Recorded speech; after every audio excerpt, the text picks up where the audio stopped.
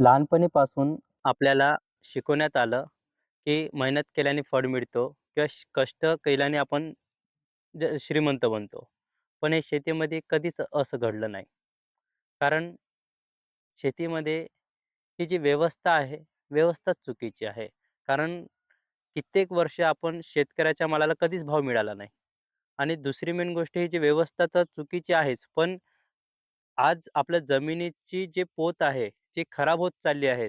त्याच्यामुळं घटता आलेलं उत्पन्न, ह्या दोन्ही गोष्टीकडे आपण व्यवस्था आणि जमीन खराब होत असल्यामुळे उत्पन्नात घट, ह्या दोन्ही गोष्टीचा आपण जर विचार केला, या दोन्ही गोष्टीमुळे शेतकरी कधीच समोर होऊच शकत नाही. तर आपण काय विचार केला, की आपण असं काहीतरी करायचं, की स्वतःची व्यवस्था स्वतः तयार करायची. म्हणजे कसं करायचं, आपण काय करायचं, की आपण जास्तीत जास्त औषधं आपण घरी तयार करायच्या आणि आपला माल कोणत्या दलालाला न विकता आपण डायरेक्ट कस्टमरला विकायचं. आपण डायरेक्ट कस्टमरला जेव्हा विकू, तर आपण काय विचार केला, की आपण एक पीक करण्यापेक्षा विविध पिकं करायचे आणि 100 लोकांना लागते तेवढंच पिकवायचं. पण सर्व पिकवायचं या व्यवस्थेमध्ये आपण असं काम केलं.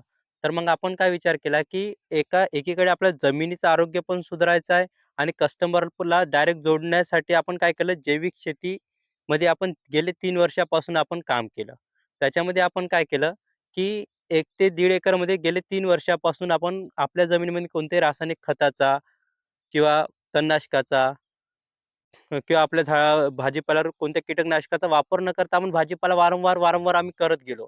2 वर्ष, 3 वर्ष आपल्याला अपयश मिळालं, पण आज कुठेतरी यश मिळालं. त्यामध्ये आपण काय केलं, की वेगवेगळ्या पद्धतीने एका एकरमध्ये एकच पीक लावण्यापेक्षा आपण एका एकर 1 ते 1.5 एकरमध्ये सर्वच भाजीपाला लावला. तुम्ही बघू शकता इथे आपलं टमाटर आहे.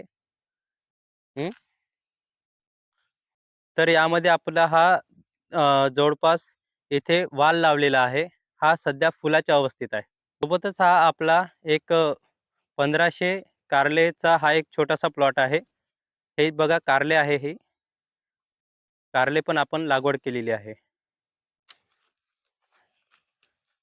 कारले पण आपण लागवड केलेला आहे. हा एक पुन्हा भेंडीचा प्लॉट आहे. हा सध्या याचा संपूर्ण भर झालेला आहे. इथे पण आपण 1500 भेंडी लावलेल्या होत्या. ह्या शेंगा आणि काळ्या चवळी शेंगा याची लागवड केली होती आपण. हा चवळीच्या शेंगाचा पण प्लॉट आहे. सोबतच हा 1500 झाडांचा वांग्याचा प्लॉट आहे हा.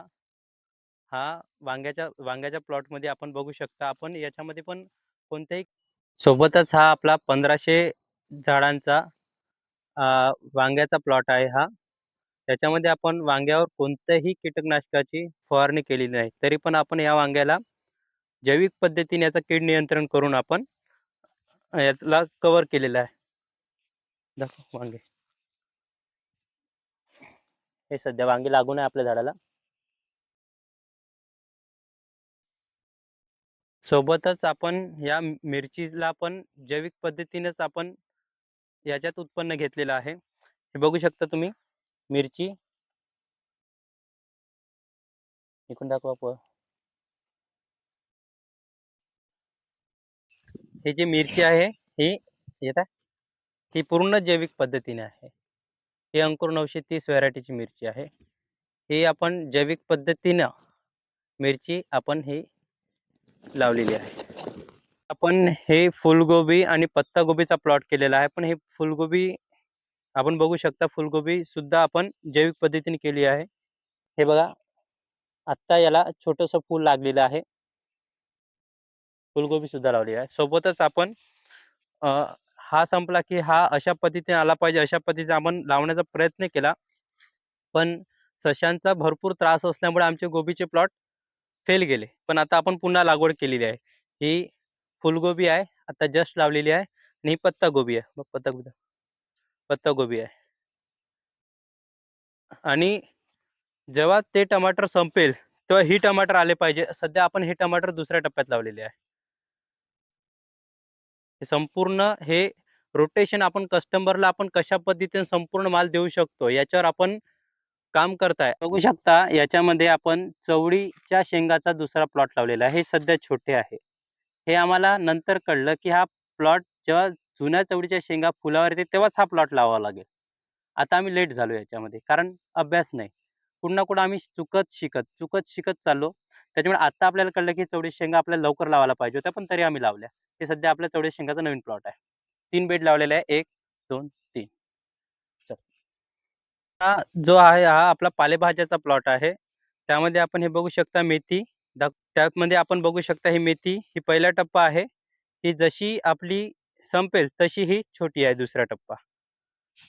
सोबतच आपण हा जो लसण आहे, सोबतच आपण हा लसण लावलेला आहे आणि समोर कांदे लावलेले आहे. हे फक्त आम्ही ट्रायल बेस घरी खाण्यापुरते जैविकसाठीच कांदा आणि लसण लावलेला आहे. सोबतच हा एक सांबार आहे आणि हे पालक आहे.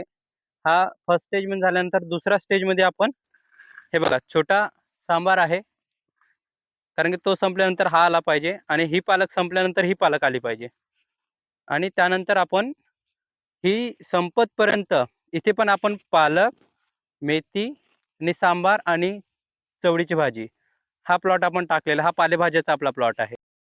जैविकमध्ये प्रोडक्शन काढणं भाजीपाल्यामध्ये हा सर्वात मोठा कठीण टास्क आहे. याच्यासाठी आपल्याला 3 वर्ष लागले. पण आता माझ्यासाठी टास्क हा आहे, की संपूर्ण भाजीपाल्याची बास्केट वर्षभर कशी आपल्या कस्टमरपर्यंत कंटिन्यूअसली याची सायकल कशी चालेल, याच्यावर आपण काम करतोय. आम्ही केले प्रयत्न भरपूर आणि यशस्वी पण हो. पण तुमचा सपोर्ट आम्हाला खूप आवश्यक आहे. आज न उद्या आपण कमी पडतोय. माल पोहोचवण्यासाठी आम्ही आज न उद्या कमी पडतोय. पण तुम्ही आम्हाला सपोर्ट करा. कारण की भले आम्ही काही भाजीपाला कमी देतोय, तर तुम्ही आमच्याकडून पण घ्या आणि मार्केटमधून पण घ्या. कारण जर तुम्ही विचार कराल, की माझ्याकडे जर भाजीपाला हा कमी आहे, याच्याकडे 2-3च आयटम आहे, तर तुम्ही घेतले नाही. तर आज न उद्या आम्हाला जर शेती परवडली नाही, तर आम्ही दुसरी शेती करू, आम्ही स्वतःपुरतं जैविक शेती करू. पण तुमचाच जर सपोर्ट आम्हाला जर राहिला, तर आपण याच्यात भरपूर काम करू. कारण की तुम्ही जर आम्हाला आज सपोर्ट केला नाही, तर आम्ही आमच्यापुरतं लावून जैविक शेती करून आम्ही बाकी उत्पन्न जसे शेतकरी घेतात, तसं आपण घेऊ दुसरे उत्पन्न. पण आमच्यासारखा शेतकरी तुमच्यापर्यंत येण्यासाठी पुन्हा 10 वर्ष लागेल. म्हणून सपोर्ट करा आणि करूया आपण. आज जर आम्ही भाजीपाल्यात आपण काम केलं, तर उद्या आपण तूर डाळ, चना डाळ, फ्रूटवर आपण काम करू. अशा पद्धतीने आपल्या मोठ्या लेव्हलवर याच्यात काम करायचं आहे. आपण जास्त नाही, फक्त 100 लोकांना. भरपूर लोकांनी टीका केली, की तुझा भाजीपाला कोणी घेईल का? मार्केटपेक्षा महाग राहील. पण मला असं वाटलं, की वणी म्हणा किंवा चंद्रपूर म्हणा, हे 2 आपले टार्गेट आहे. वणी ही काही भरपूर मोठी सिटी आहे. मला असं वाटतंय, की आपल्या एवढ्या मोठ्या सिटीमधून फक्त आपल्या 100 लोकांची गरज आहे आणि मला असं वाटतंय, की मी जर आयुष्यात 100 लोकांना जरी विषमुक्त अन्न दिलं आणि सर्व दिलं, तरी माझ्या आयुष्यात मी काम केलं. धन्यवाद.